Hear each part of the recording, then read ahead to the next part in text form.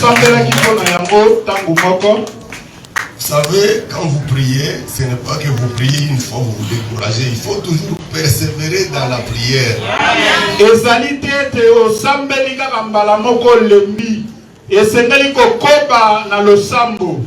savez, Dieu fait chaque chose bonne à son temps.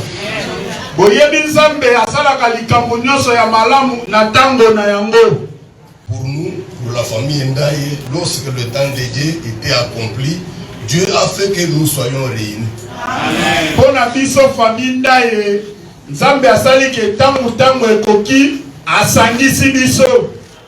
je sais que pour toi aussi, Dieu va réunir ta famille.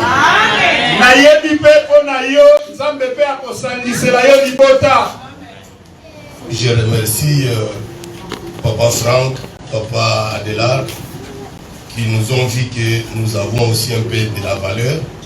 Ils nous ont permis que nous puissions aussi nous tenir au devant de cette assemblée ce matin. Natondi apôtre Franck, Natondi docteur Adela, Oeba Moniete tozali pe na motuya, papesi biso bongo ngolu ya kotere maliboso na bino. Je bénis aussi le Seigneur, je ne peux pas me retenir. Je pouvais même fondre en larmes quand je vois mon bien-aimé docteur Michel. Na kongo lipe nzambe, na pekaki tolika kate, tangu na limitu tunaki bisampintoli, tangu na moni, asali na nzambe Michel. Docteur Michel, nous vous aimons beaucoup. Amen. Dokotolo Michel, tolinga kayo mingi. Dieu vous bénisse. Nzambe apambola bino. Nous allons maintenant parler de la part de Dieu. Nous allons parler de la connaissance de Jésus-Christ. Vous savez, il y a de ces gens qui ont seulement le nom de Jésus, mais au fond, ils n'ont plus Jésus dans leur cœur.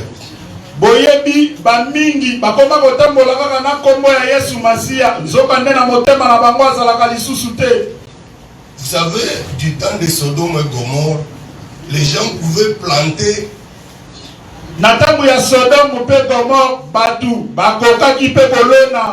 Et ils pouvaient produire beaucoup de choses.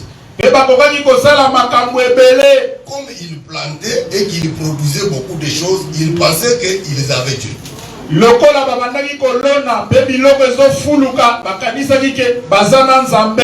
Or ils étaient déjà partis loin de Dieu. Dieu était déjà au bout de sa patience. Ils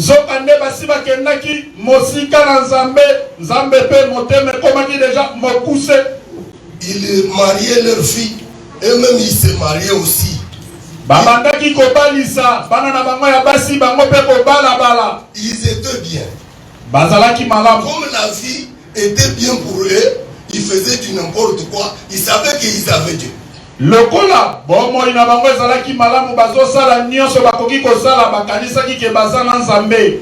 Or que Dieu était à bout de sa patience.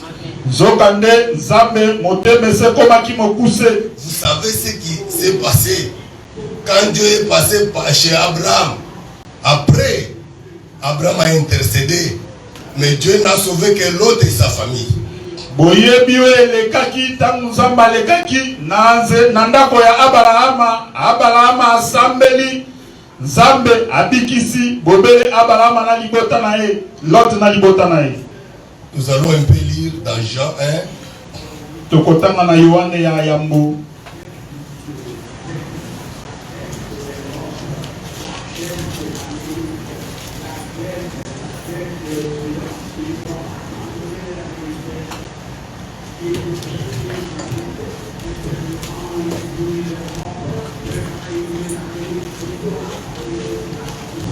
Nous lisons en Jean 1, verset 1 jusqu'à 3. Jean chapitre 1er, du premier verset jusqu'au 3e verset. Nous lisons au nom du Seigneur. Amen. Au commencement était la parole, et la parole était avec Dieu, et la parole était Dieu. Elle était au commencement avec Dieu. Toutes choses ont été faites par elle, et rien de ce qui n'a été fait sans elle. Amen. Amen. Ici, nous voyons qu'on nous parle du commencement. Awa tuzomona bazolobela biso na ebandeli. Or que Genèse parle aussi du commencement. Zokane mokanda na ebandeli zolobela ebandela mokili. Parce que Genèse dit qu'au commencement Dieu créa le ciel et la terre. Mokanda na ebandeli zolobete ne ebandeli zamba keli lola pe mabele. Ici Jean nous dit au commencement était la parole. Awa Yohana zoebisa biso ne ebandeli ezalaki liloba. Il y a combien de commencements? Ebandeli ezali boni. Bien-aimé, je veux que tu me suives attentivement. Tu sais, la parole de Dieu dit que Dieu veut que tous soient sauvés et parviennent à la connaissance de la vérité.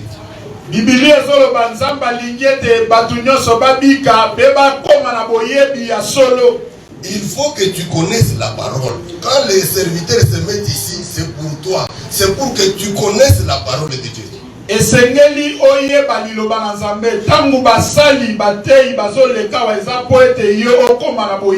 Lorsque tu sauras la parole de Dieu, tu comprendras bien la parole de Dieu. Même dans ta prière, tu sauras bien prier.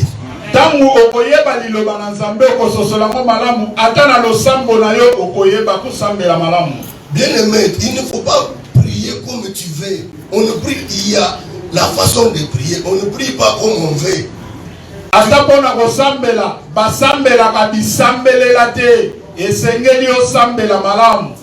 Tu ne vas pas commencer à prier. Tu commences à invoquer le feu. Tu commences à prier les démons. On ne prie pas comme ça.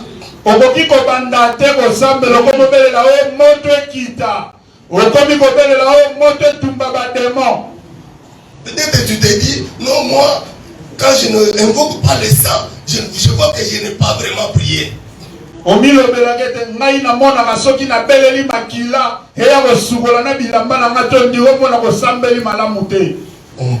selon la parole de Dieu. Il ne faut pas faire de bruit inutile au devant de Dieu.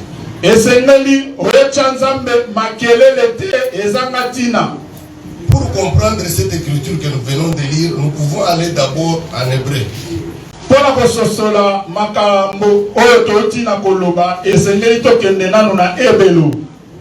Papa, aidez-nous, Hébreu 7 chapitre 3. Hébreu chapitre 7 verset 3. Hébreu chapitre 7, nous lisons le verset 3. La Bible dit ceci: qui est sans père, sans mère, sans généalogie, qui n'a ni commencement de jour, ni fin de vie, mais qui est rendu semblable au Fils de Dieu. Vous pouvez vous tenir, vous pouvez vous limiter là-bas, papa. Amen. Amen. On nous montre quelqu'un dans la Bible qui n'a pas de père, qui n'a pas de mère, qui n'a pas de généalogie. Bazali kotali sabiso motomoko na Biblia azangi tata, azangi mama, azangi ekitelo. Tu ne vas pas dire qu'il était, non. Oboki kolobate azalaka ou tu diras qu'il sera, non. Toko lobete akozala bongote. Lui il est. Ye azali. Il est l'Éternel.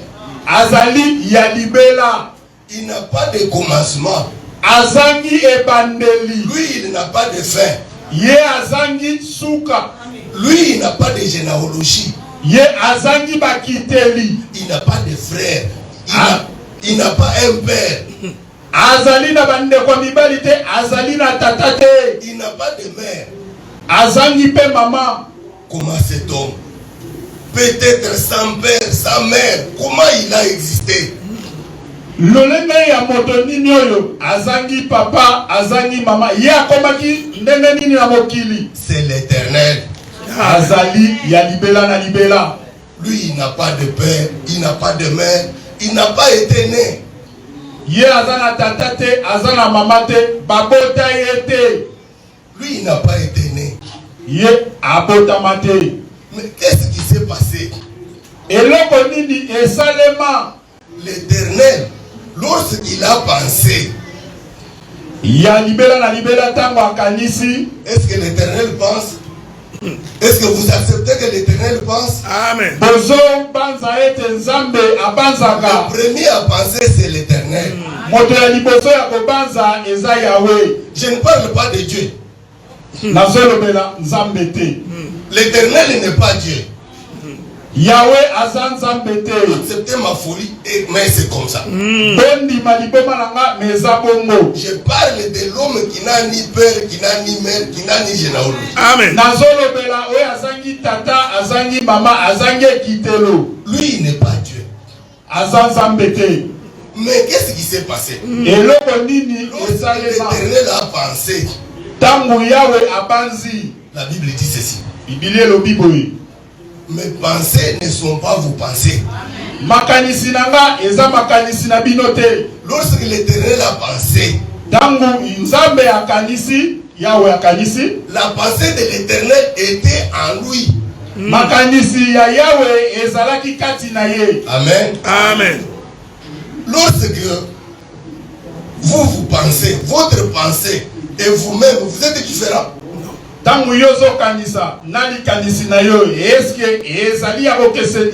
C'est vous qui avez pensé. Votre pensée est où? Votre pensée est en vous. Amen. À l'intérieur de vous. Lorsque vous avez pensé, vous n'avez pas encore manifesté ce que vous avez pensé.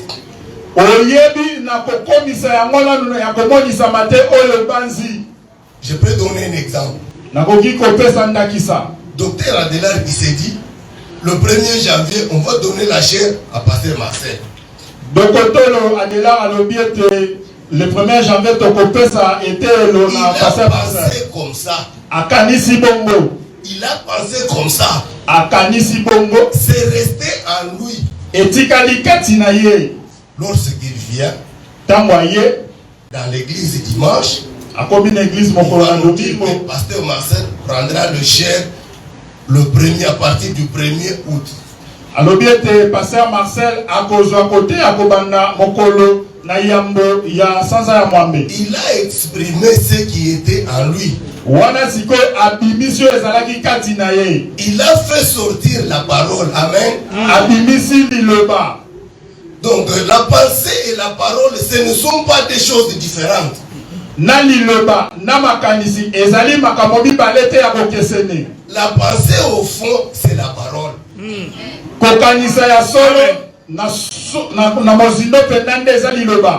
Nous pouvons lire ça en psaume.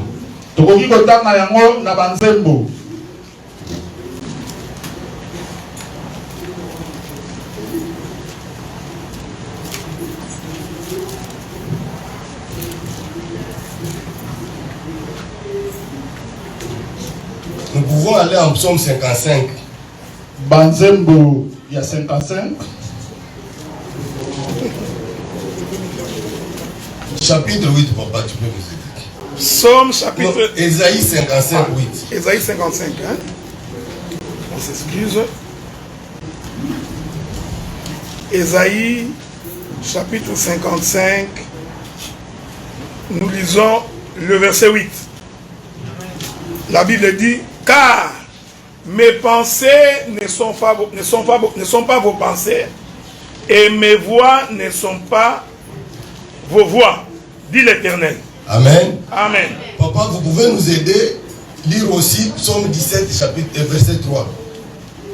Psaume chapitre 17, verset 3. Le verset 3, nous lisons au nom du Seigneur. Amen. Si tu sondes mon cœur, si tu le visites la nuit, si tu m'éprouves, tu ne trouveras rien. Ma pensée n'est pas autre chose que ce qui sort de ma bouche. Amen. Amen. Alléluia. Vous voyez que l'Éternel pense. Comme nous pensons, le premier à penser, c'est l'Éternel. Alléluia. Lorsque l'Éternel a pensé, il dit que ce qui sort de sa bouche, c'est ça sa pensée. Amen. Or que ce qui sort de la bouche, c'est la parole. Amen. Donc la pensée, c'est ça la parole. Amen. Lorsque l'Éternel a pensé, sa pensée c'était en lui. Au-dedans de lui. Lorsqu'il a pensé, comme sa pensée était en lui, l'Éternel est devenu Père. L'Éternel est devenu Père. Yahweh a commis papa. Amen. Je peux donner un exemple. Nous avons une fille, par exemple, de 19 ans. Tozali na mwana mwasi oyazali na mbula zomi na libwa. Lorsque elle n'est pas encore mariée, elle n'a pas encore mis au monde, on peut l'appeler maman. Mais on peut l'appeler femme. Plutôt. On peut l'appeler femme. Elle n'est pas maman. Mais Azali, maman de Mobotite. Parce qu'elle n'a pas encore accouché. Elle n'a pas encore reçu la semence. Amen. Mais lorsqu'elle va se marier, la même fille, elle était femme. Mais lorsqu'elle se marie et que son mari lui donne la semence, comme elle a déjà la semence, les jours où elle a eu la semence, elle est déjà mère. Après un moment donné, elle va manifester la semence. C'est la naissance de l'enfant. Mais lorsqu'elle a déjà conçu, elle est mère. Amen. Parce qu'elle a déjà la semence. C'est à cause de la semence qu'elle est devenue mère.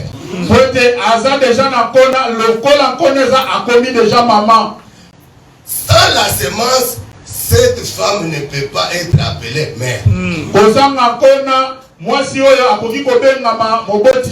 Amen. Essayez un peu de me suivre.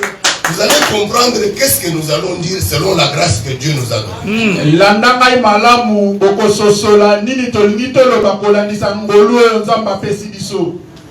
Comme la femme, elle a reçu la semence, elle est devenue mère. C'est comme ça que l'Éternel, qui était sans père, sans mère, sans généalogie, il était éternel. Yangwana Yahweh, we azangaki papa, azangaki mama, azalaki ya libela na libela. Il ne faut pas dire que il sera, non. Kolobatete akozala bongote. Lui il est. Ye azali. Lui il est. Ye azali. Il n'était pas. Azalaka il est parce qu'il est l'éternel. Azali pete, azali libela na libela. Lui il ne change pas. Ye abongwana kate. Quel que soit ton problème, bien aimé, je te dis que Dieu ne change pas.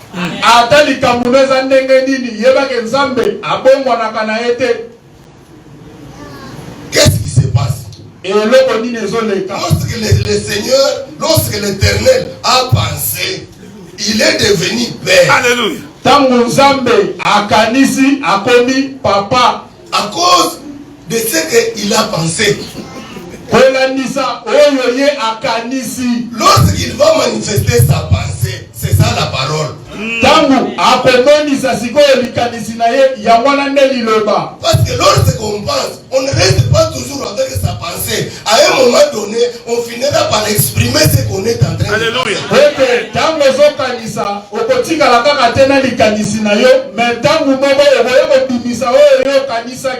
C'est lorsque le Seigneur maintenant a fait sortir ce qu'il pensait, c'est là où nous voyons maintenant la parole.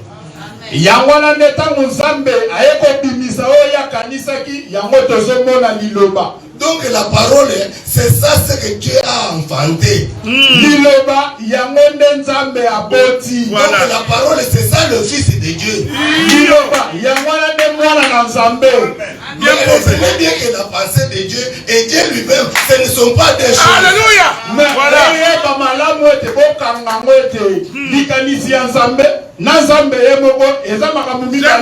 Donc la pensée de l'Éternel et l'Éternel, c'est la même chose. C'est une seule personne. Donc likanisi ya Nzambe na Yahweh ezaka likambo moko.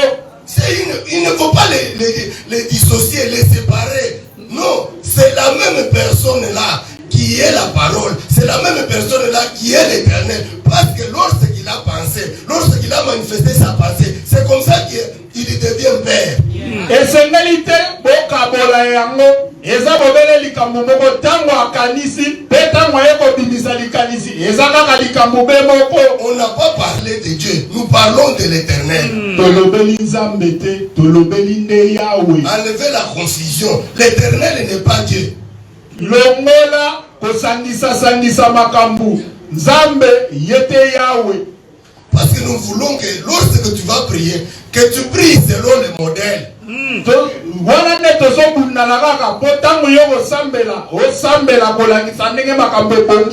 faut pas prier. Oh Dieu, je veux gérer. Dieu, je veux chaman. Dieu... Non, tu es en train de dire quoi?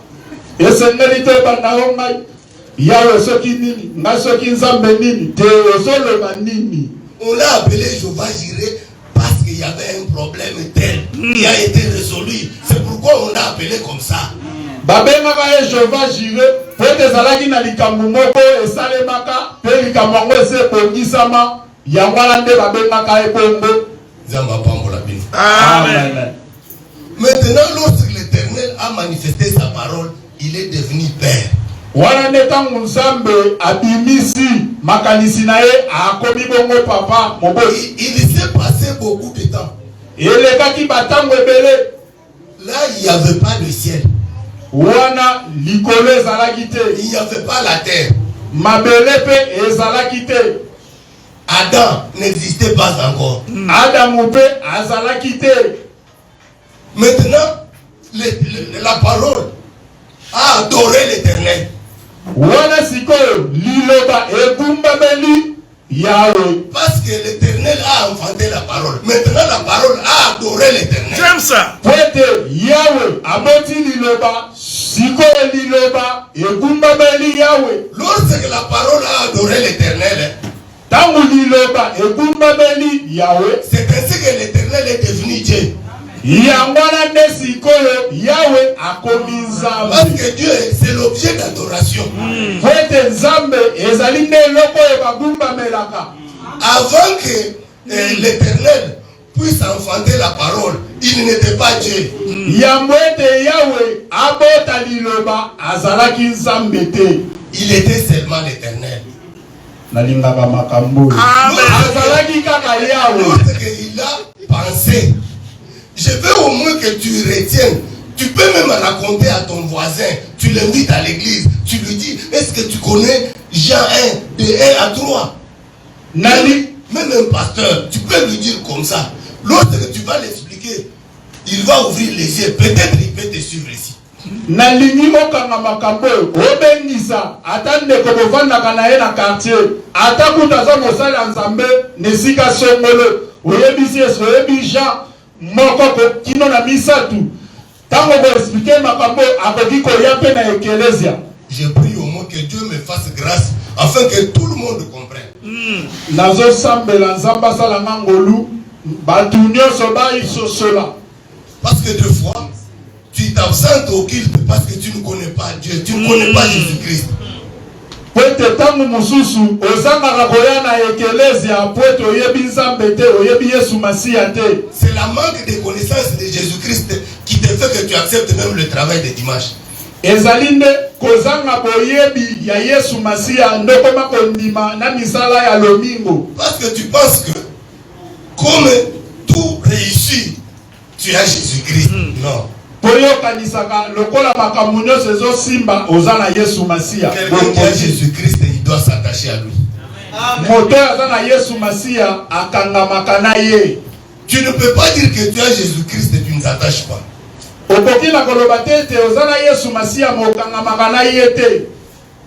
Lorsqu'on a Jésus, On ne travaille pas avec négligence.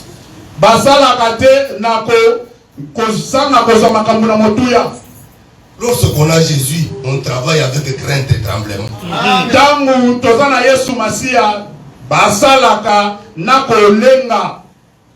Parce que vous savez que même du temps de Noé, les gens avaient beaucoup d'argent. À l'époque, les gens avaient beaucoup d'or. Ils pensaient qu'ils avaient Jésus. Ils pensaient qu'ils avaient Dieu. Parce que lorsqu'ils creusaient leur or, ils trouvaient beaucoup d'or. Ils pensaient que Dieu m'a béni. Mais j'ai eu des enfants. C'est la bénédiction qui vient de la part de l'Éternel. Les féticheurs ont des enfants, mon frère. Ce n'est pas parce que tu as eu les enfants que tu te dis que j'ai l'Éternel, j'ai Dieu, Dieu m'a béni, j'ai Jésus-Christ. Non.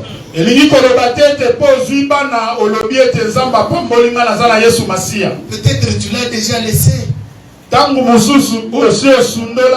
Tu marches seul. Tu es aveugle. Nous allons poursuivre. Nous marchons et nous exhortons. Parce que c'est ça notre objectif. Lorsque l'Éternel a manifesté la parole, la parole a adoré Dieu, a adoré l'Éternel. La parole a dit, c'est toi qui m'as créé, c'est toi qui m'as enfanté, tu es merveilleux. La parole a adoré, l'Éternel est devenu Dieu.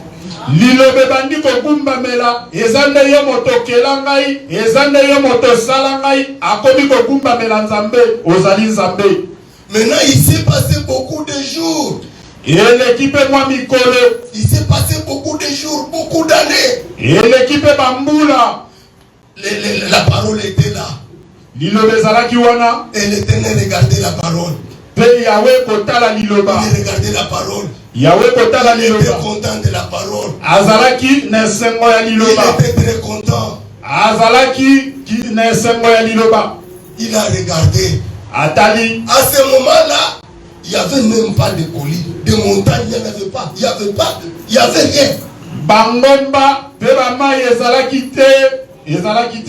L'Éternel, comme il était content de la parole, il va entrer lui-même dans la parole. Lorsque l'Éternel est entré dans la parole, c'est ainsi que la parole est devenue Dieu. Amen. Sans que l'Éternel ne soit pas dans la parole, l'Éternel, la parole ne peut pas devenir Dieu. Je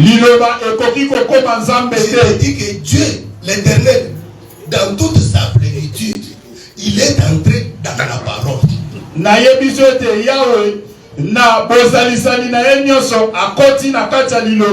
Parce que même si l'Éternel entrait dans Moïse, Moïse allait éclater.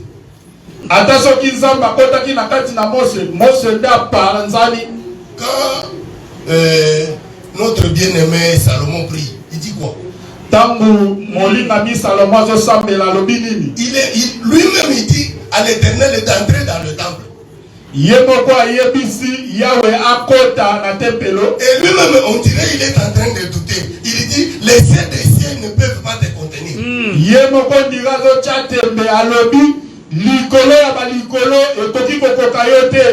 Donc les cieux des cieux ne peuvent pas contenir l'Éternel.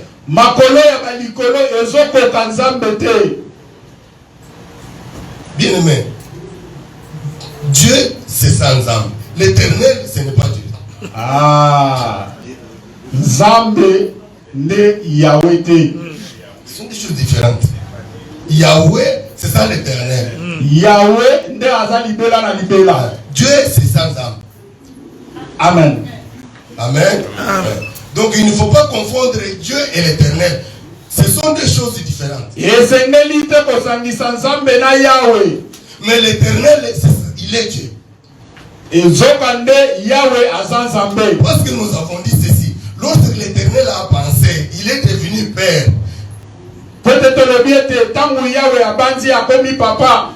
Maintenant, lorsqu'il a pensé, il a manifesté sa parole. Il est devenu Père. Lorsque la parole l'a adoré, il devient maintenant Dieu. Tangu abanzi akomi moboti, tangu abimisi liloba, tangu lilobe bumbabeli akomi sikoyo nzambe. Amen. Il ne faut pas confondre. Je ne vais pas parler de trois personnes. Je parlais seulement de la parole. Je parlais du Fils de Dieu. Parce que le Fils de Dieu, c'est la parole. Vous vous souvenez? Salomon dit que les cieux des cieux ne peuvent pas te contenir. Mais lorsque le Seigneur Jésus-Christ est allé pour qu'il soit baptisé, lorsqu'il est baptisé, lorsqu'il sort, qu'est-ce qui s'est passé? Tangu Yesu Masia kei pona babatisa ye tangu babatisi ye tangu abimi eloko nini esalemi. Dieu dans sa plénitude, il s'est incarné là-bas. Nzambe na bonzambe na ye nyonso amikotisi kuna. C'est comme ça qu'on l'a appelé Jésus-Christ. Ya wana ne babengi Yesu Masia. Parce que lorsqu'il était né, lorsque l'ange est venu vers Joseph, il lui a dit, il ne faut pas répudier Marie. Ce qui est à Marie, c'est l'œuvre du Saint-Esprit. Marie enfantera un enfant, tu lui donneras le nom de Jésus, pas Jésus-Christ. Tangu Angelo aye liboso ya Yosefi ayebise kobenga na mwasi na yote poete zemi azanango ezali nde nguya ya molimo mosantu alobaki tango kobota mwana okopesa ye kombo ya Yesu mais ya Yesu Masia te. Donc Jésus est devenu Jésus-Christ lorsque la plénitude de Dieu est entrée en lui. Lorsque Dieu est entré en lui par le moyen du Saint-Esprit, c'est comme ça qu'il est devenu Jésus-Christ. Yesu kala nyonso azalaki Yesu Masia te, azalaki mobele Yesu. Tangu molimo mosantu ekiti kati na ye, nzamba koti kati na ye, nde akomi Yesu Masia. Amen. Amen. Je veux vraiment que tout le monde comprenne. Nalingi malamu penza batu basosola malamu. Avant d'avancer, je vais encore reprendre. Yambo na koba na kozonga nanu lisusu sima. Nous avons dit que dans Jean, on nous montre Jean chapitre 1, verset 1 à 3. On nous montre qu'au commencement était la parole. La parole était Dieu. La parole était avec Dieu. C'est la parole qui a créé toutes choses. Amen. Totali na mokanda na Yohane ya yambo kobanda na verset 1 tina misato balobi ete ne bandele zalaki liloba pe zalaki na Nzambe. Maintenant, nous avons dit qu'il y a eu quelqu'un qui a existé, qui n'a ni père ni mère, qui n'a pas de commencement, qui n'a pas de fin, c'est l'Éternel. Tolobiete ezalaki na moto azalaki ne bandeli, azangaki suka yende Yahweh. Lorsque l'Éternel a pensé, tangu Yahweh akanisi, il est devenu père. Akomi moboti. Il a manifesté ce qui était dans sa pensée. C'est ça la parole.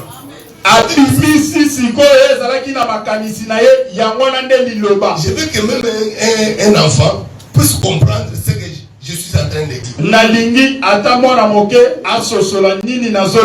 Nous ne sommes pas là pour épater quelqu'un, non. C'est ça le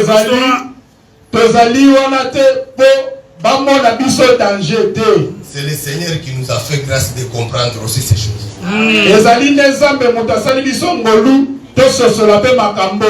Lorsque le Seigneur a pensé, il est devenu Père. Il a manifesté sa pensée. Sa pensée, c'est ça la parole.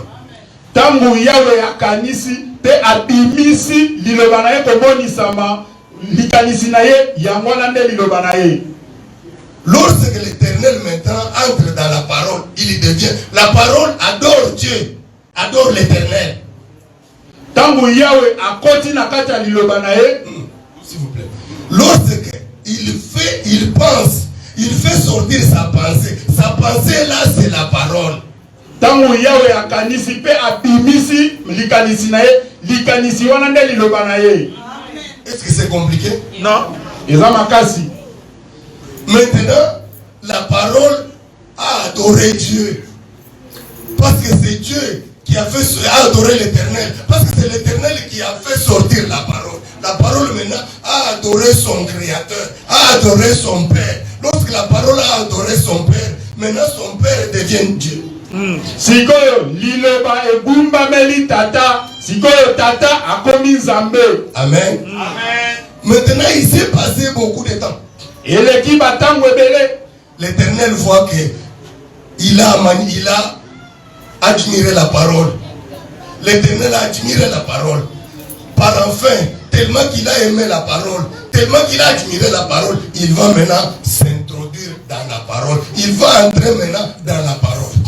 Nzambe sikoyo asepeli na liloba. Tango asepeli na liloba akoti sikoyo na kati ya liloba. C'est ainsi que la parole est devenue Dieu. Wana nde sikoyo lilobe komi nzambe. Là nous avons dit qu'il n'y avait pas la terre, il n'y avait pas le ciel.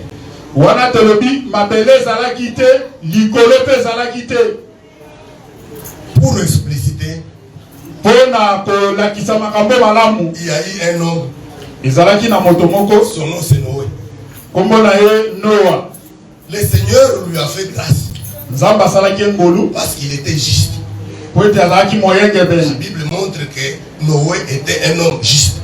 Biblia ezotalisa ete Noah azalaki moyenge beni. Tellement que les gens plantaient et ils récoltaient beaucoup de choses. Kola nzonga nde batu ndenge babandaki kolona pe kozwa biloko ebele. Les gens s'éloignaient beaucoup plus de Dieu. Batu bakomaki kokende mosika na Nzambe. Bien aimé, ce n'est pas pour rien que la Bible dit qu'il est difficile pour les riches d'entrer dans le royaume de Dieu. Ezali pamba te Bible ezoloba ete ezali pasi pona mozwi akota na bokonzi ya Nzambe. Lorsqu'on est dans l'aisance, Tangu ozali na bozwi. des fois on oublie qu'un jour je vais mourir. Tangu mosusu okoki kobosana ke mokolo moko kokufa. Mais lorsque on a des problèmes, Kasi tangu bakokoso ezali on cherche Dieu.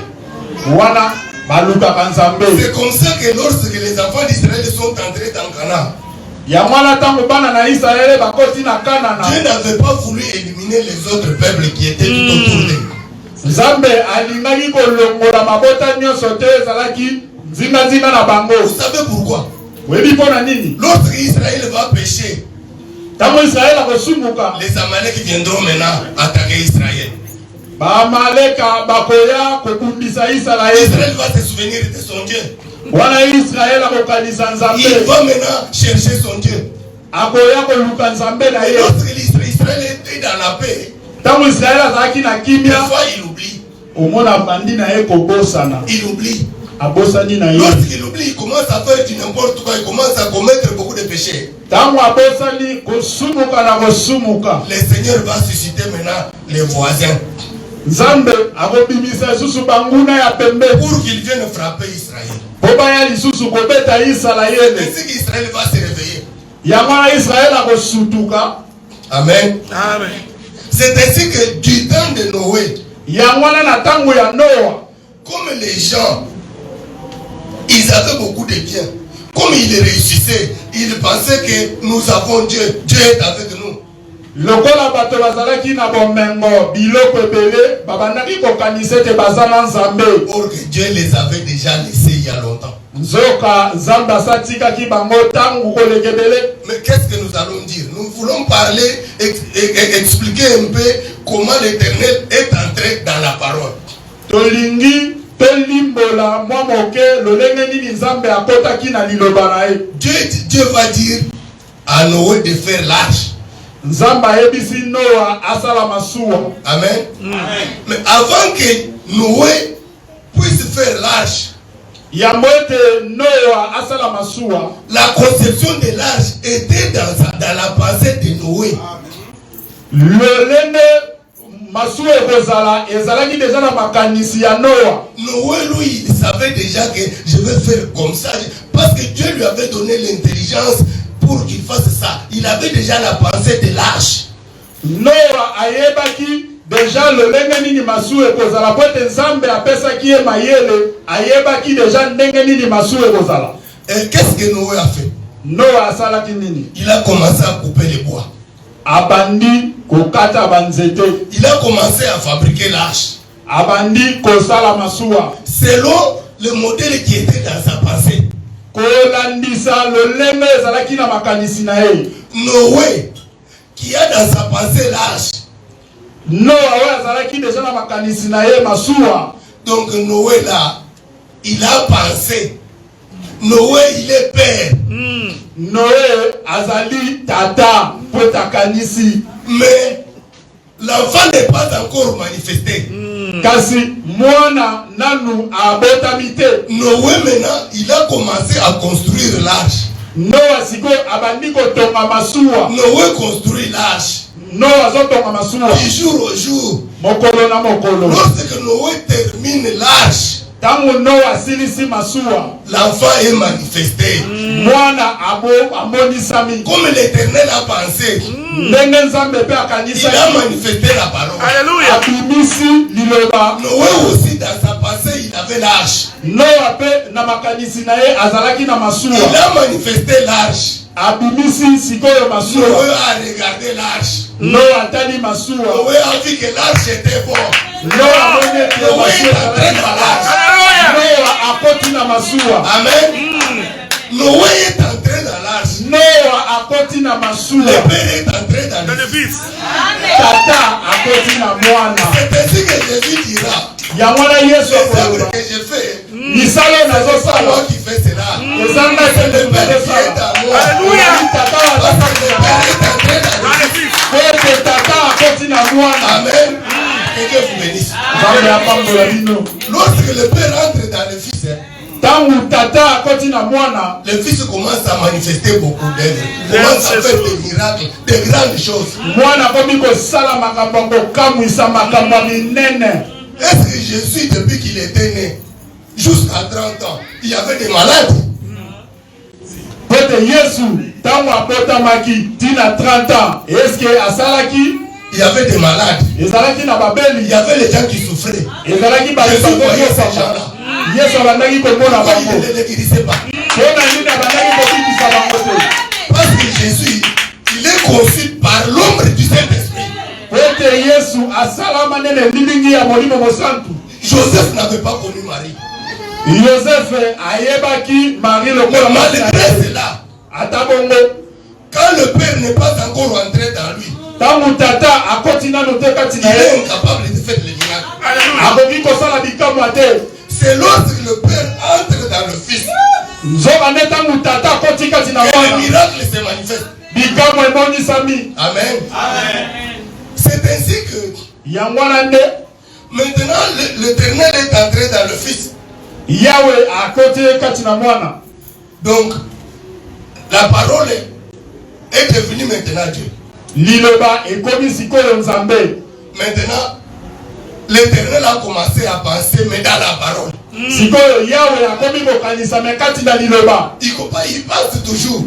Azali kobanza kaka. Lorsque l'Éternel passe maintenant dans la parole, Sikoyo akomi kobanza kati na il passe liloba. pour créer le ciel et la terre. Akomi sikoyo kokanisa po asala likolo pe mabele. L'Éternel, quand il n'était pas dans la parole, Yahweh tango azalaki na il ne likasa pouvait liloba. pas créer. Akokaki kokela te. Parce que pour créer, Pona il kokela. va parler. Pour créer, il va parler. Pona kokela esengeli aloba. Il va dire que les ciels soient.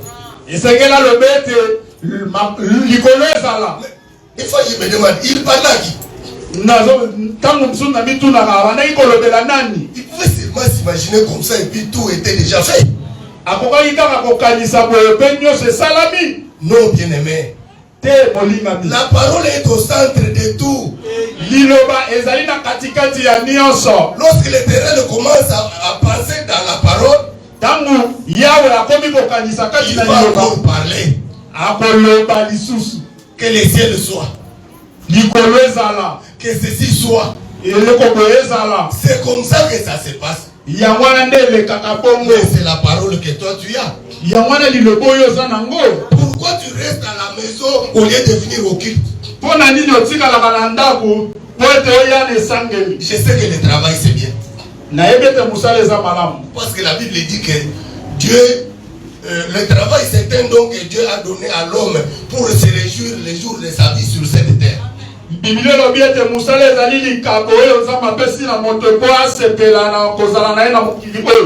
je te prie, toi refuse le travail de dimanche. Refuse le travail de dimanche. Ne pense pas que lorsque tu vas refuser le travail de dimanche, tu n'auras pas le travail. Tu auras encore un autre travail meilleur que ce que tu as.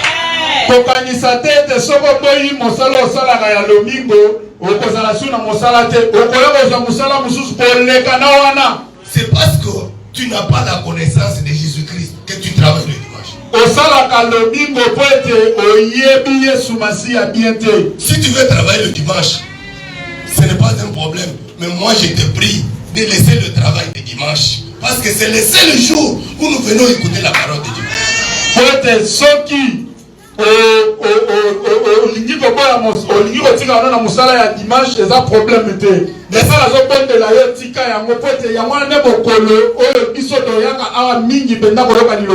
Est-ce que tu peux mettre Dieu en défi? Est-ce que parce qu'il dit de qui je suis débiteur. Est-ce que tu peux le dévier? Tu peux dire à Dieu, Seigneur, j'ai fait ce sacrifice, que mes enfants ne dorment pas affamés. J'ai refusé ce travail pour écouter ta parole. Seigneur, que mes enfants ne dorment pas affamés, que je ne manque pas l'argent pour payer les loyers. Est-ce que vous pouvez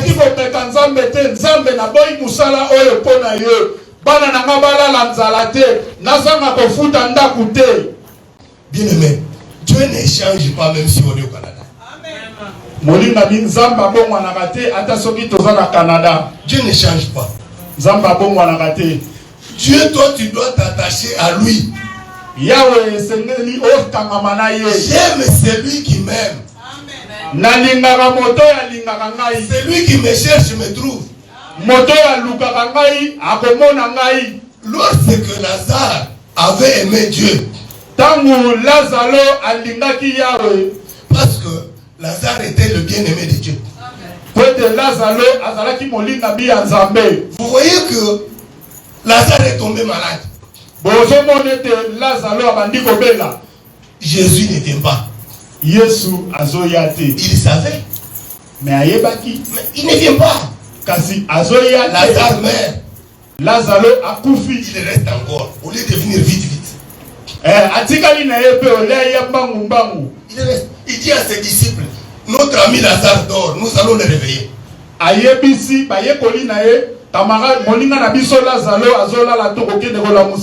Mais comme Lazare était le bien-aimé de Dieu,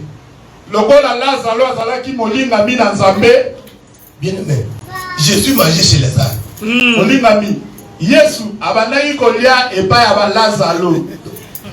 Ils sont à table avec Lazare en train de manger, en train de causer, parler.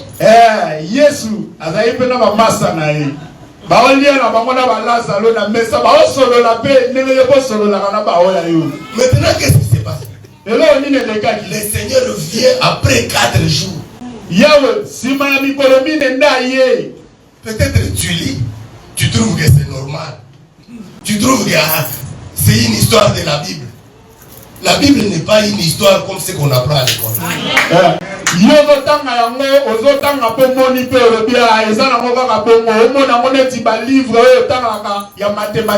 C'est parce que Jésus-Christ aimait Lazare que lorsqu'il est venu, quand bien même que les sœurs de Lazare lui disaient que si tu aurais été là, notre frère n'allait pas mourir. Lui, il dit, je ne t'ai pas dit que si tu crois, tu verras la gloire de Dieu.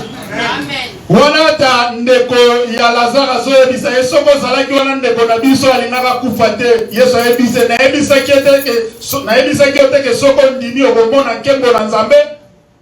Le Seigneur dit enlevez la pierre. Lazare sort. Lazare sort. Après il dit déliez-les. Lazare abimi. Nasiya malobi. Il est sorti comment? Parce qu'il était lié de la tête aux pieds. Comment il était sorti? Des fois tu rates beaucoup de grandes choses parce que tu es en train de réfléchir à la place de Dieu.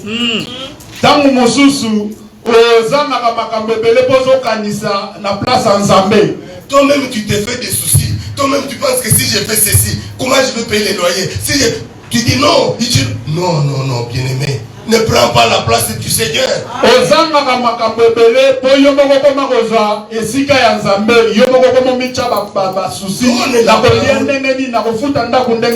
Donne la parole de Dieu la première place. Donne Jésus-Christ la première place. Je te dis que même si tu perds ton travail, même si tu perds tous les biens, mais comme tu as la parole qui était au commencement, la parole va créer toutes choses en toi.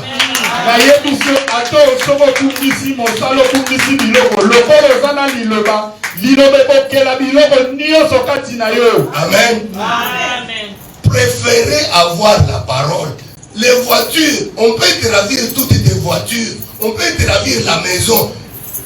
Il peut y avoir un séisme et la maison est partie.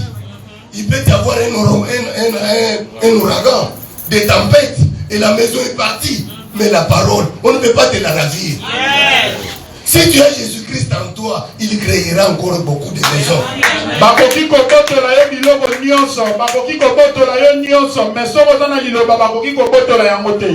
Attachons-nous à la parole. Ne travaillons pas avec négligence. Ne travaillons pas avec négligence. Vous savez, un jour, Joseph et Marie, ils vont à Jérusalem.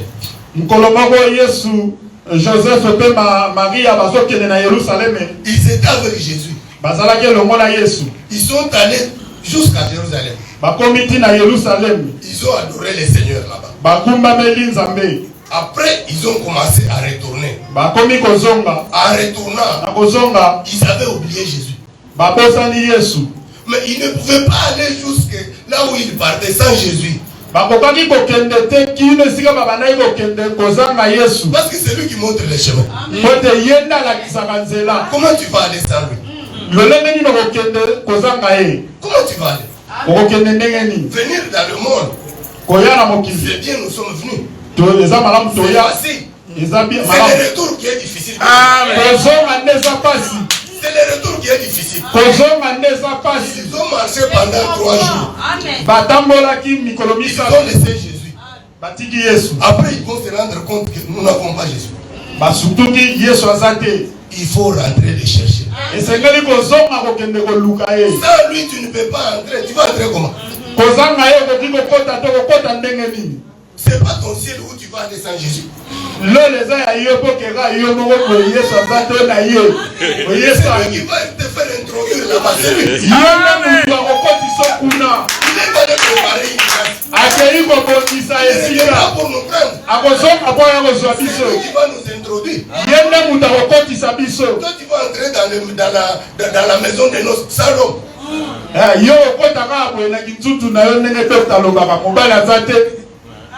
Ce n'est pas ce que j'ai dit.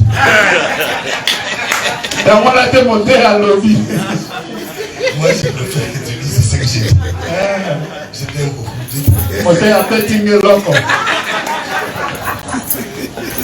Donc ce n'est pas ton ciel.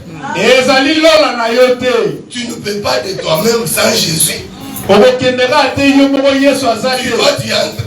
Ce n'est pas comme ça.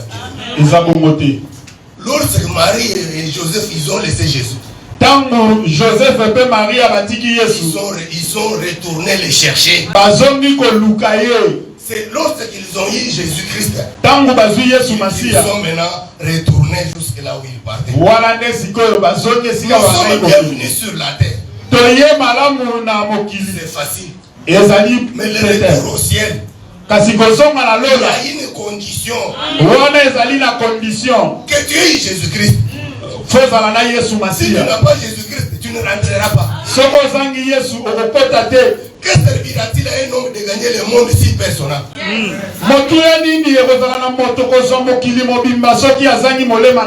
Bien-aimé, tu termines le travail à 17h le vendredi. Tu ne viens pas au culte à 20h.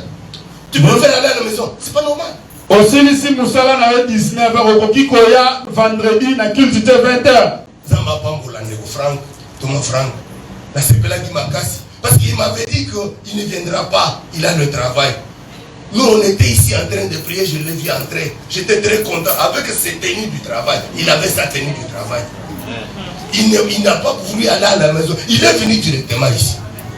Zamba pambola Ntoma auti musala nabilamba ya musala mais aye mayangani. Bien-aimé, travaillons dans ces champs avec persévérance. Ce n'est pas notre champ. Le propriétaire des champs a ses conditions, bien-aimé. Molingami to sala na elanga oyo na mpiko tenda eza elanga na bisote. Le propriétaire du champ a ses conditions. Nous devons respecter ces conditions. Nous devons respecter ces conditions. Je pense que nous devons nous arrêter ici. Parce que je voulais qu'on prie un peu.